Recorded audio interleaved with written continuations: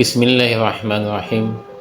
Assalamualaikum warahmatullahi wabarakatuh.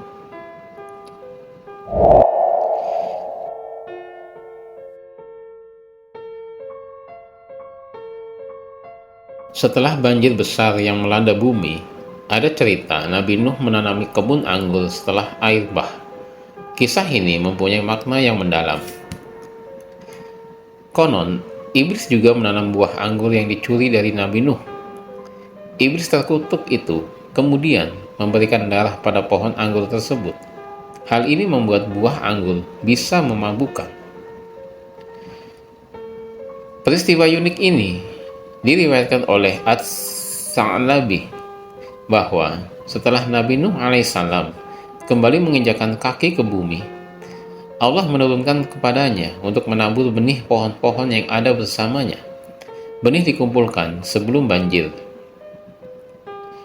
Kita tahu bahwa Nuh membawa hewan serta benih atau tumbuhan ke dalam bahtera, sehingga setelah terjadinya banjir, makhluk hidup bisa berkembang biak kembali.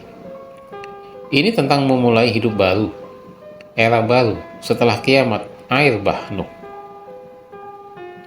Pohon yang pertama kali ditanam Nabi Nuh setelah air bah adalah pohon as, atau pohon perdu yang bunganya berwarna putih. Sebenarnya, dia ingin menanam kebun anggur tetapi tidak dapat menemukannya. Pohon anggur telah dicuri oleh iblis. Beliau bertanya kepada anaknya Sam, "Wahai anakku, dikemanakan pohon anggur?" Sam menjawab, "Saya tidak tahu." Kemudian malaikat Jibril turun ke bumi dan berkata kepada Nuh, "Wahai Nuh, pohon anggur itu telah dicuri oleh iblis." Maka Nuh berkata kepada iblis, "Kembalikan pohon anggur yang telah engkau curi itu." Menghadapi utusan Allah, iblis justru menantang Nabi Nuh. Iblis berkata, "Aku tidak akan mengembalikannya, kecuali engkau mau berbagi denganku." Lantas Nabi Nuh berkata, "Aku beri kamu sepertiganya." Iblis menolak penawaran tersebut. Lalu Nuh berkata, "Aku beri kamu 2/3-nya." Iblis pun menerima.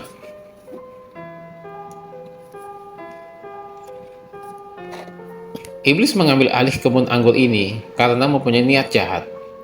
Dia ingin membodohi orang dengan meminum anggur setelah dibuat menjadi anggur. Darah hewan tumpah di pohon mulai dari penanaman hingga panen. Syekh Kamaluddin Ad-Damiri dalam bukunya Hayal al-Hayawan mengatakan bahwa setelah setan atau iblis menanam pohon anggur di tanah, dia membunuh seekor burung merak dan kemudian menuangkan darahnya ke pohon tersebut. Setelah daunnya tumbuh, dia membunuh seekor kera dan menuangkan darahnya ke pohon tersebut. Setelah pohon itu berbuah, dia membunuh seekor singa, lalu darah mengalir. Ketika tiba waktunya untuk memanen buah anggur, dia menyembelih seekor babi dan menuangkan darahnya ke pohon anggur tersebut. Siasat licik iblis ini menyebabkan orang yang meminum arak akan terkena sifat-sifat buruk hewan tersebut. Beberapa sifatnya diantaranya: yang pertama, siapa yang minum duluan, dia akan bersifat sombong seperti burung merak. Yang kedua, saat dia berjalan, dia menari seperti monyet.